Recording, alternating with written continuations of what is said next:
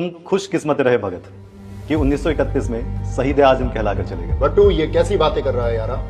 हमने मौत को एक मकसद के लिए चुना था, खुशकिस्मती के लिए नहीं। और मुझे काला पानी की सजा मिली। सोचा था 15 साल तक जेल में रहने के बाद जब आजाद मुल्क में लौटूंगा तो वो सपना जी सकूंगा जिसके लिए हम लड़े थे। पर मैंने क्या देखा?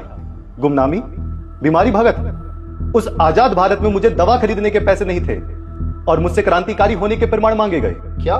हाँ, मैं आजादी के बाद भी 18 सालों तक जिंदा रहा, यह देखने के लिए कि जिस व्यवस्था को हम बदलना चाहते थे वो बस चेहरे बदलकर और मजबूत हो गई। भगत यारा, मेरे साथ जो हुआ सो हुआ, पर आज के वर्तमान भारत का तो और भी बुरा हाल है यारा। हाँ यारा, हमारे प्यारे भारत, हमारे सपनों के भारत का ऐसा बुरा हाल देखकर मुझे बहुत तकलीफ होती है। बट्टू, हमने बहरी सल्तनत को सुनाने के लिए असेंबली में बम फेंका था। हमारा मकसद जान लेना नहीं, जान डालना था।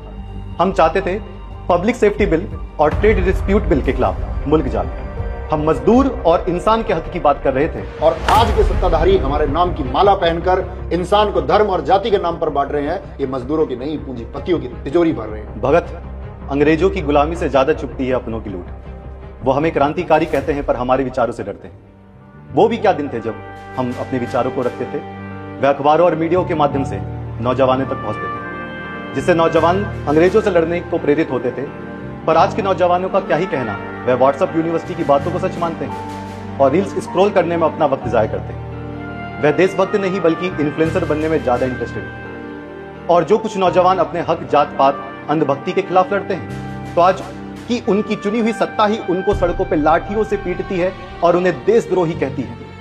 और उनकी आज की मीडिया जो लोकतंत्र का चौथा स्तंभ होने का राग गाती है, वही मीडिया सत्ता के नेताओं की चाटुकारिता करती है। क्या कर सकते हैं यारा, अगर मैं जिंदा होता आज के भारत में तो शायद यही सोचता कि मैंने 23 साल की उम्र में जिस भारत के भविष्य के लिए शहीदी को चुना, न जाने वो भारत किस अंधकार में भविष्य की ओर बढ़ रहा है। और तुमने सही कहा, ये डरते हैं हमारे विचारों से। ये डरते हैं कि अगर इन्होंने हमारे विचारों को अपना लिया तो यह अंधभक्ति करना छोड़ देंगे और सवाल पूछना शुरू कर देंगे। और जिस दिन इस मुल्क ने सवाल पूछना शुरू कर दिया, उस दिन सत्ताधारियों की बनाई नफरत की सल्तनत ताश के पत्तों की तरह ढह जाएगी। हमने असेंबली को बहरा कहा था भगत, पर आज तो पूरा मुल्क अंधा बना दिया गया है। अंधभक्ति की पट्टी आंखों पर ऐसी बांधी है कि उन्हें अपने बच्चों का भविष्य भी नहीं दिख रहा। नहीं बट्टू, ये पट्टी उतरेगी। इनकलाब सिर्फ एक नारा नहीं है, वो एक जरूरत है। हमने सत्ता का बदलाव नहीं, व्यवस्था का बदलाव मांगा था। वो बदलाव अभी बाकी है भगत। हाँ, बाकी है, जब तक ये लूट, झूठ और अंधभक्ति का राज है। वैसे आज 18 नवंबर है यारा, तुम्हारा जन्मदिन। जन्मदिन मुबारक हो बट्टू यारा। थैंक यू यारा। इनकलाब जिंदाबाद।